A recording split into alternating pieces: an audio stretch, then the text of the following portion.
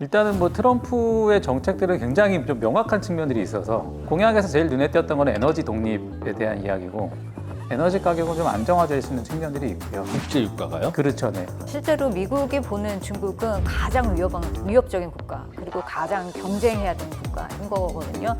근데 중국에 대한 관세 이거는 상당히 오랫동안 중국 때려잡기를 시작을 했었고, 우리나라뿐만 아니라 전 세계가 힘들 거라고 보지만 지금 뭐 미국과 중국과 싸우고 있는데 지금 우리나라가 좀 새우등 터지고 있는 상황이라고 보고 있습니다.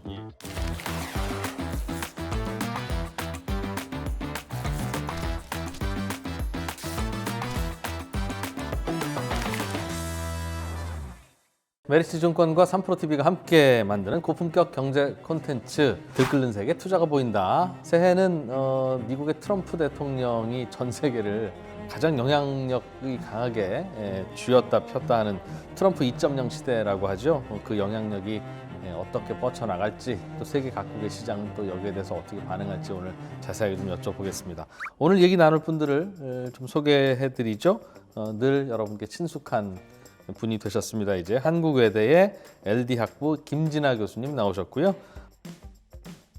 중소기업중앙회 금융투자실의 성상영 과장님 나오셨습니다. 그리고 메리츠증권 강남금융센터 이다솔 지점장님도 함께합니다. 어서 오십시오. 반갑습니다. 네. 집권 2기 내각이 이제 만들어지고 있는데 트럼프가 선택한 인물들을 보니까 야, 이분들도 만만치 않네. 트럼프도 독특하지만 이분들도 참 참신하네 이런 생각이 좀 들었어요. 일단 트럼프가 이번에 이제 지명하는 사람들 중에서 차기 재무부 장관으로 들어올 베센트, 예. 그리고 정부 효율화로 들어올 머스크 같은 경우에 가장 중요시하는 게 생산성입니다. 생산성. 그럼 이 사람이 어떻게 정부를 효율화시킬까? 뭐 공무원의 월급을 깎겠다, 공무원을 자르겠다, 뭐 이런 식으로 해서. 근데 그거는 그냥 곁다리라고 보고 있고요. 실질적으로 얼마만큼의 재수를 얼마만큼 걷어올 수 있을지, 근데 그거를 쥐어 짜내기가 아니라 미국이 기업들이 돈을 얼마만큼 많이 벌게 해서 법인세를 감면시키더라도 얼마만큼 많이 끌어올 수 있을지 최선을 다할 거라 보고 있습니다. 기업의 이익이 늘어나면 세율이 좀 낮아져도 세금 총액은 늘어나니까. 근데 그게 머스크가 해줄 수 있는 일이에요? 뭘 어떻게 하면 그렇게 됩니까? 그래서 지금 트럼프가 머스크를 그쪽으로 지명을 해서 너 하고 싶은 대로 해봐 라고 한 거고, 머스크는 철저하게 대기업 중심으로 갈 거라고 보고 있거든요. 대기업들이 최대한 수익금을 확보할 수 있는, 그러니까 자기들의 생산성을 올려서 최대한 자기들이 벌어들이는 이익을 올리는 방향. 그 자유경제 시장 보면 보이지 않는 손이라는 걸 많이 보거든요. 시장은 알아서 움직인다. 트럼프와 머스크는 보이는 손으로 갈 가능성이 높아요. 우리들이 밀고 가고 싶어하는 산업은 최대한 육성시켜서 여기서 최대한 뽑아 먹을 것이다. 머스크가 가장 좋아하는 게 수직 계열화예요. 수직 계열화. 미국이 지금 공급망이 여러 군데 분산되어 있었기 때문에 한번 문제가 생겨버리면 이게 자기들이 들어와야 될 거가 제대로 못 들어오는 게 공급망이 있거든요. 마비되면서 고생 좀 했죠. 미국은 이번에 코로나 이후에 공급망 리스크가 생겨버리면 자기들이 얼마만큼의 위험이 커지는지를 이번에 깨달았어요. 그래서 뭐 리쇼어링이나 홈쇼어링이나 프렌드쇼어링 뭐 이런 것들을 최대한 빨리 적극적으로 할 가능성이 높습니다. 지금까지도 해왔지만 더 빨리 추진할 가능성이 높다고 보고 있고요. 베센트는 사실 기본적으로 월가에서 계속 자산 운용을 하던 사람입니다. 그리고 조지 소로스라고 하는 사람의 펀드를 총 책임을 해서 운용을 했던 사람이에요. 아, 그랬어요? 네, 그러면 우리가 그동안 봐왔던 옐런, 그런 학자 스타일들이 재무부 장관을 하는 방식으로 절대 가지 않습니다. 학자 스타일들은 내가 믿는 케인즈학, 내가 믿는 뭐 밀턴 프리드만 화폐 경제 이런 식으로 해서 자기가 믿는 경제로 그냥 가는 방향이 있거든요. 근데 운용을 하거나 그런 사람들은 시장이 움직이는 거에 따라서 얼마든지 정책을 바꿀 수 있어요. 대신 우리가 목표로 하고 있는 것들을 최대한 이루는 방향으로. 근데 어찌됐건 베센트의 그 저는 방식은 트럼프가 지금 1기 때 정확하게 보여줬는데 레이건이 했던 방식이랑 거의 비슷하게 갈 것이다라고 트럼프는 계속 그거를 주장해 왔어요. 레이건이 했던 방식이 뭔데요? 레이건이 당시에 가장 좋았던 시기 중에 하나입니다. 금리를 높게 가져가고 재정을 막 풀면서 미국은 고금리를 유지했어요. 근데 그러니까 전 세계는 피곤했겠네요. 그렇죠. 고금리 따라가느라고. 원래 고금리가 일어나면 그 자국이 무너져야 되잖아요. 내수가. 재정 확대를 엄청나게 하면서 자기들 국가의 기업들이나 이런 부분들은 더 부강하게 만들었어요. 금리는 여전히 높은 상태에서 네. 재정 풀기. 네, 그러면 해외는 좀 죽어납니다. 왜냐하면 돈들이 다 미국으로 들어오니까 미국의 경제는 더 올라가죠. 근데 트럼프가 하려고 하는 거는 결국은 우리의 무역 수지를 줄이겠다는 방식이거든요. 어떤 식으로 하면 미국에 있는 제품을 최대한 많이 팔아겠다는 거잖아요. 그러면 결국은 달러가 약세가 돼야 된다는 거잖아요. 근데 이걸 언제 할 거냐? 저는 미국이 리쇼링이라고 하는 정책을 어느 정도 미국 내 확보를 하고 난 뒤에는 공장나 들어오고 나면 그때부터 네. 본격 수출이니까 본격 달러 수출, 약세지만 초반에는 아닐 공장들 거다. 들어오는 데까지 몇 년 걸리니 그때는 굳이 약세를 만들 필요는 네, 없다. 지금은 미국으로 돈이 더 들어오게 해서 다른 나라의 자본들이 미국으로 더 들어오게 하는 겁니다. 그러면 고금리를 유지를 하고 지금 하고 있는 재정은 계속 확대를 하는 방식이에요. 그럼 트럼프가 말했던 방식이랑 조금 달라요. 그런데 이거는 집권 초기에 이렇게 일어나다가 어느 순간에는 방향성은 돌 거라고 보고 있습니다. 근데 어쨌든 베센트가 말했던 333 정책이 처음부터 추진될 거라고 보지 않아요. 근데 초반에는 재정 적자를 저는 더 풀 거라고 보고 있어요. 후반에는 그게 결국은 다 들어오면서 정부가 수입을 거두게 되면 적자가 좀 줄어드는 방향으로 가겠죠. 그래서 결과론적으로는 그렇게 갈 수 있지만 초반에는 일단 실질 성장률 3%를 맞추기 위해서 최대한 미국은 성장 중심으로 갈 거라는 걸로 생각하고 있습니다. 특히 더 과거보다 변칙이 늘어날 수 있을 것이다. 네. 미국에 월가가 있다면 한국에는 코스피 시장이 있고 이다솔 지점장님이 계신데 또 어떻게 보세요? 그러니까 미국의 뭐 정책 변화도 있고 트럼프 집권 이후에 다양한 변화들이 있는데 그게 이제 투자 시장에는 어떻게 변수들이 될 걸로 보십니까? 일단은 뭐 트럼프의 정책들은 굉장히 좀 명확한 측면들이 있어서 공약에서 제일 눈에 띄었던 건 에너지 독립에 대한 이야기고 에너지 독립은 간단히 얘기하면 있는 걸 왜 안 캐냐는 거거든요. 미국이 지금도 전 세계에서 원유랑 가스가 뭐 거의 생산량 1, 2등을 다투고 있는 상태에서 추가적으로 증산을 하게 된다고 하면 에너지 가격 전반적으로는 좀 공급이 늘어나는 이슈이기 때문에 에너지 가격은 좀 안정화될 수 있는 측면들이 있고요. 국제 유가가요? 그렇죠, 네. 앨런 머스크가 하고 있는 어떻게 보면 사업들이 이제 트럼프 정부에서 향후에 유망한 뭐 산업들 중에 하나입니다. 대표적인 게 테슬라가 이제 하고자 하는 자율주행. 이게 결국은 기존에도 있는 기술인데 정부 규제 때문에 막혀 있었고 우주 산업 같은 경우도 기존에 있는 기술인데 정부가 좀 통제를 하고 있었고 또 결국 이번에 이제 앨런 머스크가 트럼프한테 했던 베팅들은 내가 이미 갖고 있는 기술인데 정부가 못하게 하던 것들 그거 좀 하게 해줘라. 네, 이 규제를 좀 뚫어줄 수 있는 정권을 어떻게 보면 선택했다고도 볼 수 있는데 미국이라는 그 최대 경제 국가에서 규제가 좀 풀리면서 기존에 이제 없었던 좀 비즈니스 기회들이 생길 게 이제 뭐 이번 정권에서 가장 특징적인 움직임 중에 하나 아닐까. 그러니까 소위 우리가 얘기하는 뭐 레벨 2, 3 단계에서 레벨 4나 5 단계로 넘어가는 어떤 전환점들이 이번 트럼프 정부 내에서 올 수도 있지 않을까. 이런 기대감들이 좀 어깨에 있는 것 같습니다. 관세를 특히 중국에 대해서는 많이 높이겠다고 하고 있잖아요.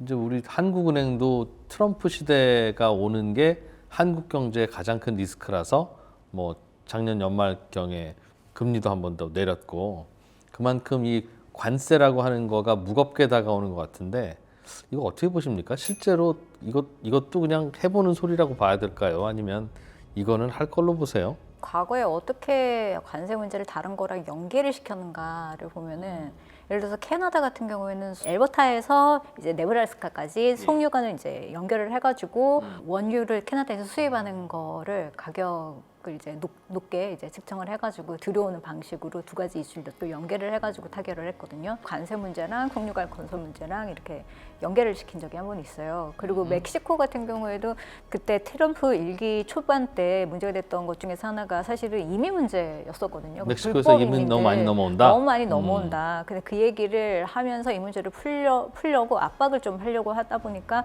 이제 멕시코에 관세를 훨씬 더 많이 매기겠다라는 그런 식의 이제 이슈 연계를 시작을 했었던 이민자랑 게 관세를 같이 예, 뒤를 그렇죠. 치는 그래서 거군요. 서로 어떻게 보면 다른 이슈인 것 같은데 이거를 한꺼번에 연결을 해가지고 압박을 하고 하는 수단으로서 또 관세를 계속 이제 언급을 하는 그런 방식이 캐나다, 있었거든요. 멕시코 입장에서는 엄청 생뚱맞은 네, 그런 상황이겠네요. 거죠. 뭐 좀 원하는 게 있으면 일단 관세 얘기부터 먼저 꺼내는 게 습관이군요. 실제로 미국이 보는 중국은 가장 위협적인 국가 그리고 가장 경쟁해야 되는 국가인 거거든요.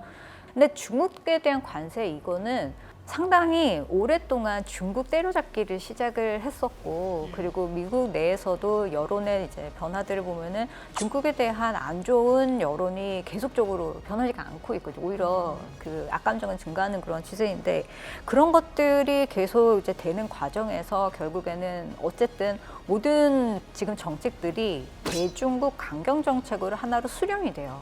그렇기 때문에 관세를 높게 매기겠다라는 것은 아마 정말 그런 의지를 갖고 있다라고 볼 수가 있는 것이고. 트럼프의 그 이례적인 관세 정책이 별 부작용 없이 계속 지속될 거냐 미국에서, 아니면 그거 쓰면 부작용이 나기 때문에 이거 쓰기 시작하면 미국도 뭐 서너 달 안에 두 손 들걸요, 이거 안 돼요, 인 건지 어느 쪽입니까? 2018년도에 당시에도 똑같은 정책을 추진을 했는데도 불구하고 MBR이라고 해서 전미경제연구소에서 발표한 걸 보면 그때 인플레이션이 올라간다라고 전망했던 그런 것들의 결과를 놓고 보니까 그만큼 올라가지도 않을 뿐더러 엄청나게 제한적이었다는 겁니다. 이게 레이건 시대 때 있잖아요. 그때도 관세를 했습니다. 지금 트럼프가 하고 있는 것보다 조금 완화적이었지만 하긴 했어요. 그런데 그때 레이건이 뭘 또 같이 했냐고 하면 감세 정책을 같이 했어요. 이번에 트럼프도 같이 한다고 법인세 하더군요. 감세, 소득세 감세. 예. 이 법인세를 감세하는 효과가 관세를 통해서 좀 성장이 떨어지는 효과보다 훨씬 더 크다고 하면 이거 문제가 안 됩니다. 그래서 트럼프가 하려고 하는 거는 결국은 성장률을 올리는 방식이거든요. 미국은 앞으로 먹거리에 대해서 찾는 게 AI라고 보고 있습니다. 물론 이게 기업들의 먹거리뿐만이 아니라 미국이 앞으로 패권을 유지를 하기 위한 가장 필요한 산업이 AI 산업이라고 보고 있습니다. 이 AI 산업의 파이를 최대한 키우기 위해서는 기업들이 주도적으로 치고 나가야 된다고 생각하는 것 같아요. 그걸 밀어주기 위해서 감세를 할 거고. 네, 미국이 정부 부채 우리 매일매일 얘기하잖아요. GDP 대비해서 120% 너무 높다. 근데 개인과 기업은 과거 대비해서 부채가 엄청나게 낮은 수준이에요. 그래서 저는 정부가 문제만 안 생긴다고 하면 지금 이 주도하려고 하는 산업은 걔 주도할 거고, 근데 어찌됐건 핵심은 딱 하나예요. 우리는 지금 하고 있는 이 AI 산업을 남들이 지금 못 따라올 수준으로 최대한 빨리 가겠다. 그렇게 해가지고 우리가 지금 이 패권을 계속 유지를 하고 돈도 많이 벌어서 이걸로 그다 빚을 갚아내겠다라는 방식이 저는 맞다고 보고 있지, 지금 현재 상황에서 중국이 했던 디레버리징 방식, 보통 그 허리띠 졸라매기, 그 방식으로는 절대 안 갈 걸로 보고 있습니다. 기업의 투자를 유도하기 위한 마중물이 이제 감세 정책이라는 저는 그렇게 보고 있어요. 말씀이고요. 네. 그리고 그 마중물이 증폭되기 시작하면 미국의 성장률은 더 커질 것이다. 2025년이 민간이든 연준이든 IMF든 생각을 하고 있는 경기가 둔화가 되면서 GDP 성장률이 점점 떨어지는 방향이 될까? 그러니까 미국도 금리도 내리고 뭐 이러면서. 예. 아니면 우리가 예상치도 못할 정도로 미국의 성장률이 너무 많이 올라와서 미국이 다시 금리를 올려야 되는 상황이 될 수 있을까를 생각을 해보면 저는 미국이 빨리 달리면 후자가 더 가능성이 높다고 보고 있습니다. 그런데 저는 이 트럼프가 보호무역이나 관세 정책을 왜 하는지를 곰곰이 생각해 보면, 미국이 영국한테서 패권을 받아올 때 보면 미국이 어마어마하게 보호무역을 하면서 자기들의 제조 산업을 육성시켰습니다. 그러면서 뭔가 제조 산업에 대해서 여기는 올라오고 여기는 내려가면서 크로스가 되면서 패권이 넘어가는 시기였는데 이게 다 오버랩 되거든요. 네덜란드에서 영국으로 넘어갈 때 똑같았습니다. 이게 패권이 넘어갈 때는 결국은 보호무역으로 제조 산업을 키워온 나라들이 그 나라를 잡아먹습니다. 미국은 1990년 거의 이후로 산업에 대한 체질을 제조업에서 서비스업으로 다 바꿔버렸어요. 미국 내에서는 지금 공장을 할 수 있는 데가 없어요. 근데 제조 산업이 지금 하나도 없는데 보호무역을 하면서 뭐 올라오는 나라가 있어 보여요. 미국은 지금 여기서 크로스가 안 되고 다시 부양시키기 위해서 제조를 끌어올 수밖에 없는 국면이라고 보고 있습니다. 이거는 경제학적으로 저는 분석이 불가능하다고 보고 있고, 미국이 제조업을 살려야 되는 이유는 미국 입장에서는 필수적이라고 보고 있어요. 그러니까 무조건 필요하다. 전 세계에 패권을 내준 나라 네덜란드, 영국의 사례를 보면 제조업 경쟁력을 잃고 2등 국가한테 그걸 넘겨준 다음 그게 후환이 됐다. 그러니 제조가 강한 나라들이 돈을 많이 벌어서 결국은 그 나라를 잡아먹는다는 식으로 잡아먹었고, 그런데 이게 사실상 그렇게 하려고 해도 쉽지 않거든요. 그런데 이번 사이클에서 AI가 들어온 거예요. 미국이 제조업을 살릴 수 있는 가장 결정적인 이유는 AI 산업이 결국은 미국의 그 인건비 비용을 줄여줄 수 있다고 생각이 들었고, 그거를 다른 나라들도 생각을 만약에 그렇게 한다고 하면 결국은 미국이 관세 때리니까 어차피 이렇게 낼 세금 미국 가서 할 건데 인건비가 비싼 게 가장 문제였는데 같은 경우에 인공지능 로봇 집어넣으면 네. 미국도 갈만하다. 최근에 BMW에서 자기들이 자동차를 제조하는 거를 동영상으로 짧게 내놓은 게 유튜브에 뜨고 있습니다. 예. 로봇가 더 합니다. 사람을 대체할 수 있는 게 불가능한 게 아니라 가능한데 사람들이 실직될까 봐 그걸 막고 있는 거예요. 성 과장님이 아까 그 인공지능 쪽에 미국의 투자가 진심인 것 같다 말씀 주셨는데 어떻습니까? 이게 무슨 그 지정학적으로도 의미가 있는 접근이에요. 이 미국의 인공지능이라는 게 김진아 교수님. 당연히 미중 관계에 있어서 경쟁 분야 중에 또 하나가 AI이기 때문에 그렇죠. 중국이 AI 산업을 굉장히 많이 투자를 하고 있고 그렇기 때문에 AI 중심으로 미국이 리더십을 확보를 해야 된다라는 건 뭐 당연한 얘기가 되는 거 중국을 같고. 누르기 위해서. 네, 그렇죠. 경쟁 우위에 일단 서야 된다라고 생각을 하는 거고 요즘 우리가 뭐 무인 체계 많이 얘기를 하잖아요. 예. 그렇기 때문에 아까 군 현대화 사업에서 가장 중요한 요소가 또 AI이기도 하고 그렇게 되면은 AI를 얼마나 빨리 발전시키느냐가 중국과의 군사 경쟁에서 얼마나 더 앞서는 나가느냐랑 또 연계가 되기도 하고 그래서 이번에 뭐 데이비드 sak스가 뭐 AI 플러스 암호화폐 짜르로 이제 임명이 되는 것도 그것도 그런 연장선에서 볼 수가 있는데 아까 전체 그림에서 또 하나의 일부분인 것 같아요. 그러니까 미국의 제조업을 부활시키는 데 있어서 인건비가 높은 문제를 해소하기 위한 대안으로도 AI지만 앞으로 무기 체계가 다 인공지능으로 진화하게 되면 그것도 세계 넘버원을 유지해야 되는 미국 입장에서는 투자 안 할 수 없겠다. 쉽지 않을 수 없는 거죠. 인공지능 관련 종목들은 그럼 올해도 계속 좋겠네요, 부장님. 인공지능 관련 종목들은 뭐 여전히 시장의 가장 큰 화두가 될 거고 최근 들어서 이제 미국 기업들 같은 경우는 에이전트 AI라고 해서 이제 실제 검색에서 끝나는 AI가 아니라 실제 AI가 내 일정을 정리해주고 내 공급망을 정리해주고 혹은 뭐 스케줄 관리를 해주고 쇼핑몰 입장에서는 검색에서 끝나지 않고 실제 구매까지 이어지게 해줄 수 있는 이런 기능들을 갖춘 이제 소프트웨어들이 이제 하나씩 좀 출시가 되고 있는 것 같거든요. 그런 측면에서 AI는 뭐 여전히 2025년에도 굉장히 핫하고 핵심인 카테고리들이 되겠지만 시장이 바라보는 초점들이 이제는 정말 돈 버는 AI들이 나올 때가 됐다라는 관점에서 아마 주목을 하게 될 것 같고 그런 것들을 좀 충족시켜주는 기업들은 상당히 좀 화제가 될 수 있지 않을까. 관심 있는 투자자분들은 이 주요 에이전트 AI 뭐 업체들 혹은 뭐 소프트웨어 출시 일정들 이런 것들이 정말 어떻게 돈을 벌어올 것인가 이런 것들에 주목을 하시면 굉장히 흥미로운 투자 기회가 있을 거라고 기대하고 있습니다. 과거에 1990년도 우리가 닷컴 버블 생각해 보시면 결국은 실적이 안 나오는 기업으로 버블이 전이되면서 터졌습니다. 99년도가 버블의 고점이었거든요. 그때 보면 무선 인터넷이라고 하는 버블이 갑자기 붙었어요. 그때 1년 동안 퀄컴이 26배 올랐습니다. 그러면서 나스닥이 80% 올랐어요. 근데 98년도까지도 사실 안 오른 게 아니었습니다. 엄청나게 많이 올랐는데도 불구하고 뭔가 갑자기 버블이 전이됐습니다. 이번에도 사실 엔비디아가 주도를 하고 있고 빅테크들이 주도를 하고 있잖아요.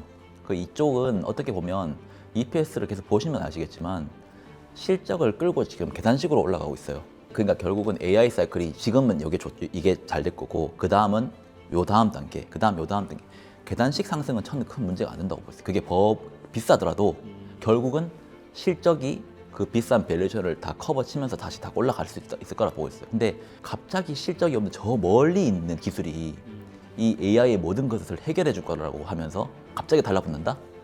그때는 진짜 조심을 해야 된다고 보고 있어요. 그게 보통 언제 일어나냐고 하면 금리가 좀 떨어지거나 아니면 뭔가 완화적인 부양 돌거나 아니면 뭔가 저 멀리 있는 기술을 끌고 온다? 그러면 사실 그때는 조심을 해야 되는데 제가 뭐 매도해라 쫓아라 이런 말이 아니에요. 왜냐하면 99년도에 80% 올랐습니다. 그러니까 10% 먹고 숏을 친 사람이 과연 20% 30% 올랐을 때 그걸 버틸 수 있었을까요? 따라 사지. 그러다가 진짜 고점에다 들어가 버리지. 그래서 그런 관점으로 이번 사이클은 사실 저는 길게 갈 거라고 보고 있는데 근데 버블도 갑자기 붙을 수 있는 가능성도 전 충분히 있다고 보고 있어요. 확실한 생산성 향상이고 혁명은 맞는 것 같아요. 근데 그 버블이 언제 꺼질지가 이게 갑자기 오래 꺼질지 아니면 이게 진짜 제가 생각한 대로 더 길게 갈지에 대해서는 모르겠지만 저는 계단식 상승은 아무 문제 안 된다고 보고 있습니다. 메타버스 같은 거 AI에 또 튀어나오면 그거 조심하자. 예, 그래서 AI의 새로운 대세되는 또 다른 AI가 나올 건데 너무 멀리 있는 걸 갑자기 끌고 오는 건 문제가 있을 수 있다라는 생각을 저는 하고 있습니다. 중국은 어떻게 반응할까요? 중국은 그 자체가 타깃인데 지금 무섭기도 되게 무서울 거야, 그죠? 미국이 넘버원인데 미국이 그렇게 우리를 그러고 있으면 최근에 시진핑 주석이 강조했었던 마지노선 중에서 첫 번째랑 두 번째가 아무래도 첫 번째는 대만이고요. 대만 문제는 간섭하지 말라는 거였고 우리 가족은 건들지 마 하는 얘기랑 똑같죠. 두 번째는 발전권이라고 얘기를 했어요. 그러니까 경제가 발전하는 권리가 있다라는 부분인데 그 부분은 건드리지 말라라는 그런 얘기거든요.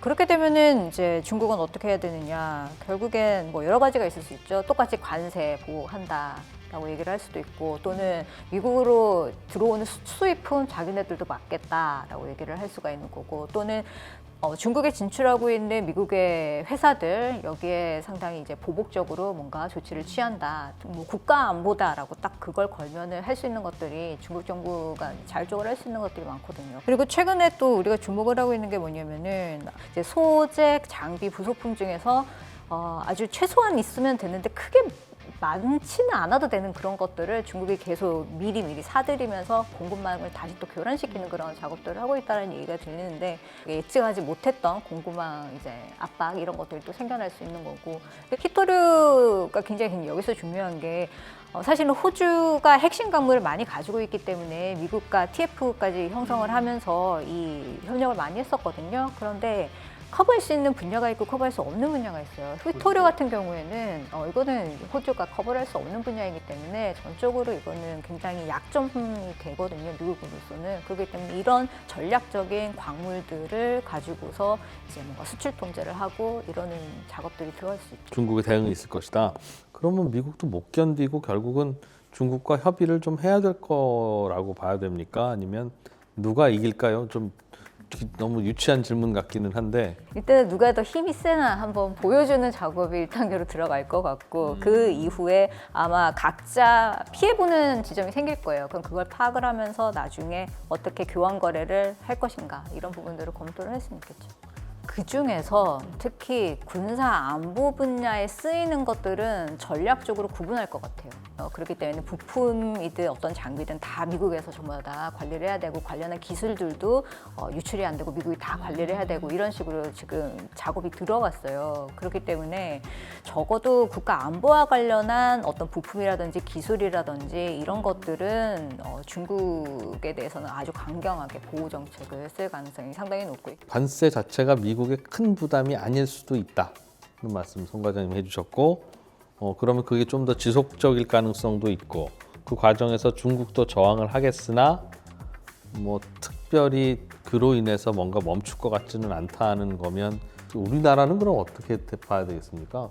지금 미국이 재정을 제가 막 완화시킨다 했잖아요. 그런데 과거에 2008년도 뭐 리만 브라더스 터지고 났을 때 미국이 양적완하는 시절 그런 방식이 아닙니다. 그때는 미국 정부가 국채를 찍는데 연준이 화폐를 찍어서 그걸 그대로 사주는 방식이었어요. 그러면 기본적으로 통화량이 늘어나는 방식이었습니다. 돈 찍어서 시중에 푸는 거죠? 네. 예. 이게 전 세계적으로 다 좋아져요. 달러가 다 풀리는 거니까. 그런데 미국이 지금 하는 방식은 본원 통화를 늘리지 않고 있습니다. 그러니까 국채를 발행을 하는데 그 자금을 시중에서 조달을 한다는 거예요. 미국 정부가 돈을 더 국채를 계속 발행한다고 했을 때는 새로운 잉여유통을 끌어와야 되거든요. 그러면 그게 결국은 저는 국외라고 보고 있어요. 미국 외. 달러는 고정되어 있고 미국이 자꾸 국채를 찍어내는데 고금리 국채. 그걸 해외인 자금들 이렇게 조달해오는 방식으로 저는 갈 가능성이 매우 높다고 보고 있어요. 지금 힘든 나라들에 있는 돈들이 더 많이 들어갑니다. 그러니까 우리도 지금 막 국장 탈출 그런 게 나오잖아요. 그런 돈들이 다 미국으로 들어간다는 겁니다. 과거에 그래서 레이건 시대 때 멕시코 같은 나라가 디폴트 나버렸어요. 외채가 많고 나라가 좀 힘들고 그리고 관세에 좀 직격탄이고 그게 우리나라가 안 됐으면 하고요. 관세를 덜 때리는 국가 중에 우리나라가 끼어 있어야 된다고 보고 있고요. 그거를 최대한 살려서 1980년도 레이건 때는 우리나라가 제일 좋았습니다. 당시에 우리나라랑 대만 같은 경우에는 키워줬거든요. 당시에 그런 기회를 찾아야 된다고 보고 있습니다. 그거를 빨리 기업과 정부가 같이 합심해서 이게 기업 혼자서 할 수 있는 것도 아닙니다. 사실 우리나라뿐만 아니라 전 세계가 힘들 거라고 보지만 지금 뭐 미국과 중국과 싸우고 있는데 지금 우리나라가 지금 새우등 터지고 있는 상황이라고 보고 있습니다. 역학구도를 그렇게 보시는데 나름 설득력은 있는 것 같습니다. 좀 더 붙여주시죠. 그러니까 한국이 일단 안정화가 돼야 된다라는 부분에 대해서는 저도 100% 그렇게 돼야 된다라고 생각이 들거든요. 왜냐하면 트럼프 정부가 이제 출범을 하기 전에 이미 많은 국가들이 여러 가지 사전 작업들을 분명히 했단 말이죠. 그래서 어쨌든 뭔가 버퍼존을 만들면서 충격을 완화할 수 있는 그런 작업들을 상당히 많이 노력을 하고 있는 그런 와중에 한국이 이런 작업들을 못한다는 것이 상대적으로 뒤처질 수밖에 없다.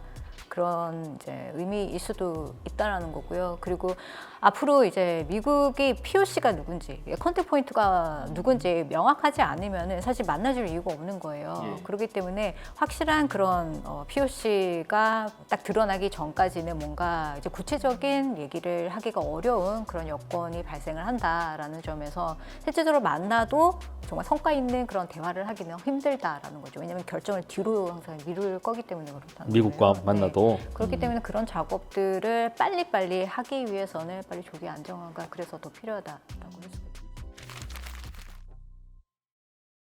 전 세계 제조업 공장 다 미국으로 들어오세요 하는 정책에서는 혹시 뭐 기회와 위기 요인이 뭐가 있을까요? 미국이 인건비를 줄일 수 있는 방법은 의외로 엄청나게 빨리 진행될 수 있다고 보고 있고 저는 제 개인적인 생각이긴 한데 미국 같은 경우에는 그동안 제조업은 전혀 신경을 안 쓰는 나라였는데 전 제조업에 대한 르네상스가 올 수 있다고 보고 있어요.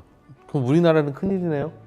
우리나라 같은 경우에는 이제 그거를 빨리 대비를 해야 되는데 미국이 지금 관세 때리는 종목들을 딱 보잖아요. 가장 중요한 게 반도체, 배터리, 히토류예요.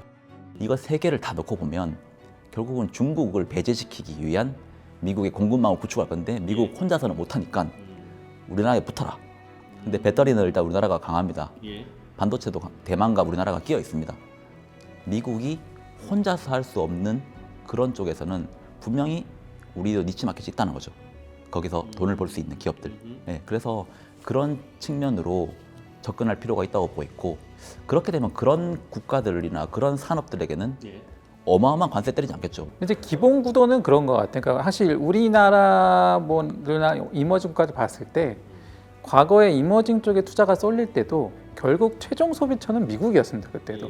다만 이제 공급망의 변화라는 게 중간 자재를 수입해서 이머징이 생산을 해서 미국 소비자한테 가던 것이 그냥 미국이 직접 생산해서 미국 소비재로 가는 구도로 바뀐 거기 때문에 기본적으로는 미국향 어떤 경기나 소비가 받쳐주는 게 사실 이머징이 됐건 선진국이 됐건 주가가 좋아지는데 이제 가장 기본적인 전제들인 것 같고 다만 이제 과거보다 좀 복잡해지긴 했죠. 예전에는 미국이 소비가 활성화되고 미국 경기가 좋으면 이머징에 있는 대부분의 공급망을 갖고 있는 대부분의 국가나 기업들이 수혜를 받을 수 있었는데 이제는 이제 그 공급망을 좀 한 땀 한 땀 뜯어봐야 되는 시기로 접어든 거죠. 그러니까 분명히 공급망은 중국 생산에서 미국 소비로 하는 시스템에서 이제 미국이 직접 생산에 관여한 쪽으로 바뀌었는데 그 바뀌는 공급망 중에 어쨌든 미국이 직접 다 조달하지 못하는 공급망들이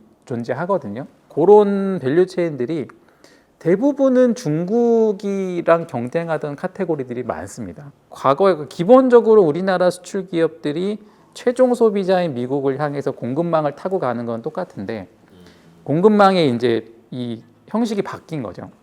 그래서 어떻게 보면 수혜를 받는 업종들이 과거보다는 좀 제한적이 될 수 있고 근데 한편으로는 어떤 투자자들의 관심은 특정 섹터 쪽으로 오히려 좀 더 쏠릴 수도 있는 그래서 과거보다는 조금 변동폭이 좀 커질 수는 있지만 그렇다고 해서 우리가 그 미국의 어떤 리쇼어링 과정에서 수혜가 없는 건 아니다. 그래서 그거는 분명히 우리가 찾아내고자 하면 분명히 찾아낼 만한 업종들은 존재할 거라고 보고 있습니다. 한참 2년 동안 주도주였던 뭐 변압기들도 뭐 여전히 실적들이 좋은 상태고 또 최근에는 이제 아예 변압기를 넘어서 땅에 있는 구리선, 전력선도 바꿔야 된다라는 논쟁들이 있으면서 실제 이제 전력 전선 업체들이 그 미국에서 수주들이 과거에는 별로 그렇게 많지 않았는데 최근에 북미 수주들이 상당히 많이 늘고 있는 추세거든요. 그 동네 전선 공장에서 다 못 만든다 이거죠. 그렇죠, 네. 그러니까 경쟁 업체가 중국에 있는 기업들이 많은데 조선과 마찬가지로 중국이랑 지금 저렇게 싸우고 있는데 뭐 송배전망이든 전력 같은 걸 사실 메이드 인 차이나를 갖다 쓴다는 게 미국 입장에서 상당히 좀 설득하기 어려운 이슈거든요. 중국이 WTO 가입한 이후에 한국은 사실상 중국의 보완제로서 중국이 경제 성장할 때 별책부록으로 같이 성장하는 그런 이점이 있었는데, 근데 말씀하신 내용 들어보니까 이제는 다시 중국의 대체제가 될 수 있다, 한국 제품이. 그런 얘기네요, 그죠? 종목과 업종에 따라서 그런 희비가 엇갈릴 수 있을 거다. 다 같이 그냥 휩쓸려서 그렇게 되지는 않을 테니 잘 찾아보자, 그런 말씀이네요. 메리츠 증권과 3프로TV가 함께 만드는 고품격 경제 콘텐츠 들끓는 세계 투자가 보인다. 트럼프가 다시 백악관으로 복귀하면서 앞으로 전 세계 경제가 어떤 요동을 칠지에 대해서 다각도로 입체적으로 함께 분석을 해봤습니다. 여러분들 투자 결정하시는데 선택하시는데 많은 도움 되셨길 바라겠습니다. 나와주신 분들 다 감사드리겠습니다. 고맙습니다. 네.